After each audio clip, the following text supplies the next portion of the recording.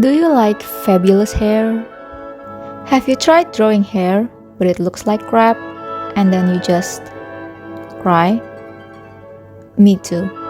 But I found a way to make us cry less. First off, find the root. The root of the hair is usually at the top of your head. Then, your hair usually just flows down like that. The root makes your hair more grounded and not all over the place. By the way, the root is not always in the middle, it can also be a little to the side like this.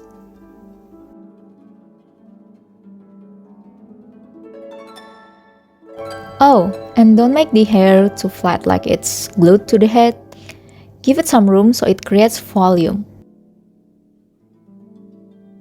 When I see a portrait, I used to think, oh, the hair is like this. No, it's like this. Look, a hairdresser usually divides the hair into parts to make them work easier. Probably. I am not a hairdresser. Anyway, we can do this in art as well. Hair usually overlaps and sometimes they don't even flow in the same direction. I mean, just look at Megumi's hair. It defies laws of physics. By dividing it into parts, you can define the flow and the shapes better. It's also easier when rendering since you have some understanding of how his hair works.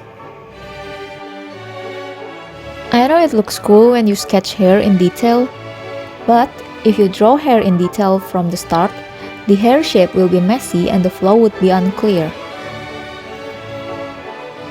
Draw a big shape first as your guide, like a big blanket, flowing at the direction you want to. Then draw the hair on top of it. Like this, the hair flow will be less messy. And if you wanna draw the details like this stray hair, do it later. Focus on the big shape first and add the details when you're rendering. Let procrastination works in our favor for once. You may have heard of the advice, don't paint every single hair. Have you ever painted hair like this? Don't worry, I have, so I know the pain. Listen, do you think big-time artists like Ross Draws and Sam Dassarts draw every single strands of hair? No, because they have better things to do. And also, we don't actually see every hair strands in real life. Take this picture for an example.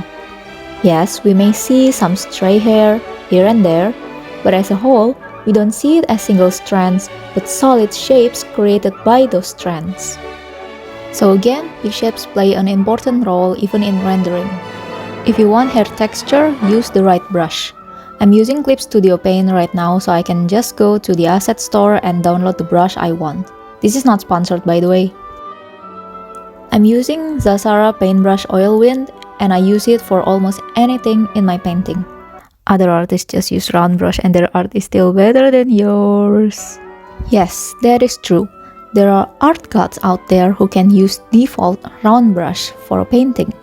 But for us art babies, it is easier to use custom brushes to achieve the look that we want. Now, even when you use the right brush and understand color theory, there might be a slight chance that your hair drawing is still lacking in texture and color variations. For that, I use Curve Tool. I've talked about this in my previous video. Basically, it's a sophisticated tool to adjust contrast, color, tones in your painting. It helps you to enhance your painting and even show you color variations you didn't think of before. Unfortunately, not all drawing apps have this curve tool.